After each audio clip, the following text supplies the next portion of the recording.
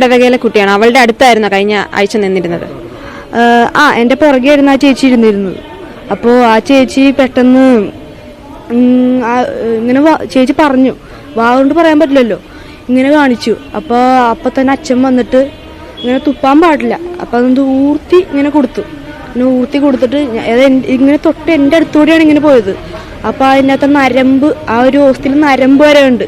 അപ്പം എനിക്ക് മനസ്സിലായി അതിന് തൊട്ട് അരിയല്ല, അത് മാംസമായിട്ട് മാറിയെന്ന്. ഈശോ ജീവിക്കുന്നെന്ന് മനസ്സിലായി. ഇനിയിപ്പോൾ ആരും എന്ന് പറഞ്ഞാലും എൻ്റെ വിശ്വാസം പോവില്ല.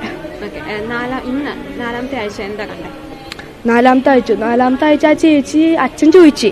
അപ്പം ആ ചേച്ചി പറഞ്ഞു ഇല്ലെന്ന് പറഞ്ഞു. ആ ചേച്ചിക്ക് ടേസ്റ്റ് ചെയ്യാൻ പറ്റിയിരുന്നാണ് എല്ലാവരും പറയുന്നത്. അപ്പം ആ ചേച്ചിയുടെ കൂട്ടുകാരി പറഞ്ഞു എന്നിട്ട് നാക്കൊന്ന് കാണിച്ചെന്ന് പറഞ്ഞു. കാണിച്ചപ്പോൾ ചുമന്ന കളറിലിരിക്കുന്നു.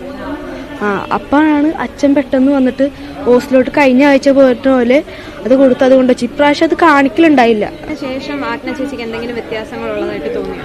ആ ചേച്ചിയുടെ കയ്യിൽ മുറിവ് വന്നു. ഈശോയുടെ 5 മുറിവുകളിൽ ഒരു മുറിവ് വന്നു. അതിന് വന്നുകൊണ്ടിരിക്കുക. ആ ചേച്ചി ഒരു പാനിക്കാണ്, കരഞ്ഞുകൊണ്ടാണ് വണ്ടിയിൽ തന്നെ പോയത്. എല്ലാവരും മുത്തലും എന്നിട്ട് ആ ചേച്ചി ഇന്ന് കൈ മുറിഞ്ഞോ ചേച്ചിയുടെ? ചോര വന്ന കയ്യിൽ നിന്ന്? കൈ മുറിഞ്ഞെന്നാണ് പറഞ്ഞത്. ചോര ഒന്നും അറിയാൻ പാടില്ല. ആ ചേച്ചി കരഞ്ഞ് ഒട്ടും വയ്യ ആ ചേച്ചിക്ക്. എല്ലാം കൂടെ ചോര എന്തെങ്കിലും കണ്ടോ? ചോര കണ്ടില്ല, മുറിവാണ് വന്നത്. അപ്പൊ ആ ചേച്ചിക്ക് താങ്ങാൻ പറ്റണ്ടായില്ല. എല്ലാം കൂടെ ആയിട്ട് പാവം പോകണ്ടായിരുന്നു. ഞാൻ ഈ ഇടവകയിലെ പാട്ടുകാരത്തിയാണ്. ഞാനിവിടെ കൊയറിൽ പാടുന്ന എല്ലാ ദിവസവും വരും. അപ്പോൾ അച്ഛൻ വന്നിട്ടിപ്പോൾ 2 മാസമായിട്ടുണ്ട്. ഞങ്ങളുടെ അച്ഛൻ വന്ന് കഴിഞ്ഞപ്പോൾ അച്ഛൻ എല്ലാ ദിവസവും രാവിലെ വരും. രാവിലെ വന്ന് ഒരു 5:45 എഴുന്നേറ്റ് ദിവ്യാനെ എഴുന്നള്ളിച്ച് വെക്കും. അച്ഛനെ ആരാധിക്കും. അപ്പം ആ സമയത്ത് പൊതുജനങ്ങൾ വരാം, ഇപ്പം അറിഞ്ഞ് എല്ലാവരും വരുന്നുണ്ട്. അങ്ങനെ വന്ന് കുറേ ആയി കഴിഞ്ഞപ്പോഴേക്കും ഒരു പ്രത്യേക ഒരു ചൈതന്യം, നമ്മൾ പ്രാർത്ഥിക്കുമ്പോഴാണല്ലോ ചൈതന്യം കിട്ടുന്നത്. അങ്ങനെ ഒരു പ്രത്യേക ചൈതന്യം പള്ളിക്ക് ഉണ്ടായിരുന്നു. പിന്നെ 2-3 ആഴ്ച, ഫസ്റ്റത്തെ ആഴ്ചയിൽ അന്ന് ഞാൻ ഫസ്റ്റ് കുർബാനയ്ക്കാണ് പാടാൻ വരുന്നത്. എന്ന് വെച്ചാൽ അതാണല്ലോ ഇടവക ജനങ്ങളുടെ, മറ്റത് കാരിസം കുട്ടികളുടെയാണ്. അപ്പോൾ അതിൽ കുട്ടികളാണുള്ളത്. അപ്പോൾ അവരൊന്ന് ഗ്രൂപ്പ് ഒന്ന് ഇതാക്കാൻ വേണ്ടിയിട്ട് ഞാൻ വരുമായിരുന്നു ഇടയ്ക്കിടയ്ക്ക്. അപ്പോൾ അതിന് ഈ ഫസ്റ്റ് നടന്നന്ന് ഞാൻ വന്നിരുന്നു. അന്ന് എൻ്റെ മോൻ്റെ കാഴ്ചവെപ്പായിരുന്നു. അപ്പം കാഴ്ചവെപ്പിന് പാരൻസ് എല്ലാവരും വന്നു. അപ്പം പാടാൻ വരുമ്പോഴൊക്കെ അച്ഛൻ വഴക്ക് പറയുന്നത്, ഇപ്പോൾ വന്നാലും പാടാൻ നിന്നോണോ എന്ന് പറയണം. അന്ന് നിന്ന് കഴിഞ്ഞപ്പോഴാണ് ഇതേപോലെ കുർബാനയ്ക്ക് കൊടുക്കുന്ന സമയമായപ്പോഴേക്കും കൊച്ചിൻ്റെ കയ്യിൽ ഇങ്ങനെ വെച്ചു കഴിഞ്ഞപ്പോഴേക്കും ചെറിയൊരു വ്യത്യാസം കണ്ടു കഴിഞ്ഞപ്പം അവൾക്ക് എന്തോ ഒരു ഡപ്പ്. അവൾ വിചാരിച്ചു അവളുടെ കൈ പൊട്ടിയിട്ടുണ്ടാവും എന്ന് വിചാരിച്ചിട്ട് അവളത് അപ്പുറത്തെ കയ്യിലേക്ക് മാറ്റി. അപ്പോൾ അതിൽ നിന്ന് ഇങ്ങനെ ഒഴുകുന്നത് കണ്ടു. അപ്പോൾ അവൾ അച്ഛനെ വിളിച്ച് കാണിച്ചു. അച്ഛനപ്പം തന്നെ അതെടുത്തിട്ട് അൾത്താരയിലേക്ക് കൊണ്ടുപോയി കച്ചിയിലേക്ക് മാറ്റിയിട്ട് അൾത്താരയിലേക്ക് കൊണ്ടുവന്ന് വെച്ചിട്ട് അച്ഛൻ പൊട്ടി കരഞ്ഞു. അച്ഛനത് വല്ലാത്തൊരു ഫീലായിരുന്നു. അപ്പോൾ അവിടെ നിന്നിട്ട് എനിക്ക് ഇങ്ങനെ ഇടതുവശത്തേക്ക് ഇങ്ങനെ ഷോക്ക് അടിക്കുന്ന പോലെ തോന്നിയിട്ട് ഒരു 5 മിനിറ്റോളം എനിക്ക് ആ ഒരു ഫീലായിരുന്നു.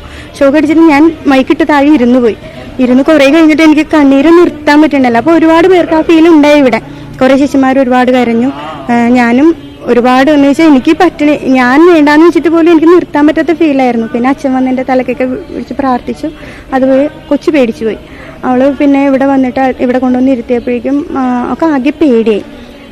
പിന്നെ അതങ്ങനെ അച്ഛൻ അധികം വെച്ചില്ല. അത് ഇന്ന് എന്താ സംഭവിച്ചു? ആജ്ഞ ഇന്ന് എവിടെയാ? ഇന്ന് പതുപോലെ അവൾ നിൽക്കുന്നിടത്ത് തന്നെ നിന്നത്. അപ്പോഴേക്കും ഇതേപോലെ വെച്ചപ്പോഴേക്കും സാധാരണ നമുക്ക് എല്ലാ ദിവസവും ഒരു ടേസ്റ്റ് വ്യത്യാസം ഉണ്ടാവും ഇത് വെക്കുമ്പോൾ. അപ്പം ഞാൻ അവളോട് ചോദിച്ചു, നമ്മുടെ ബ്ലഡിൻ്റെ ഒരു ഇതാണെന്ന് വെച്ചപ്പോൾ അല്ല എന്ന് പറഞ്ഞു, വേറൊരു ടേസ്റ്റാണെന്ന് പറഞ്ഞു. ഇന്ന് അതും ഉണ്ടായിരുന്നില്ല. വായിൽ വെച്ച് കഴിഞ്ഞപ്പോഴേക്കും കൂട്ടുകാരത്തി പറഞ്ഞു, ഒന്ന് നോക്കുമോ, ഒന്ന് കാണിക്കുമോ എന്ന് ചോദിച്ചപ്പം കാണിച്ചപ്പോഴാണ് ബ്ലഡ് നിറച്ച്.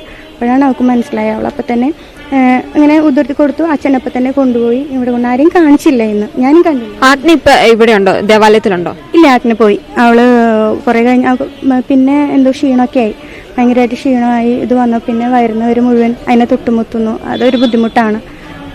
അവർക്കും ഫാമിലി ആയിട്ടുള്ളവർ അങ്ങനെ കൊണ്ടുപോയി. ഇന്നിപ്പോൾ ഒത്തിരി മുമ്പാണ് വണ്ടി കയറ്റി കൊണ്ടുപോയത്. എന്തെങ്കിലും നെഗറ്റീവ് കമന്റ്സ് ഈ ഇടവകയായിട്ട് ബന്ധപ്പെട്ടോ അല്ലെങ്കിൽ ഒരു അത്ഭുതവുമായിട്ട് ബന്ധപ്പെട്ടോ വന്നിരുന്നോ?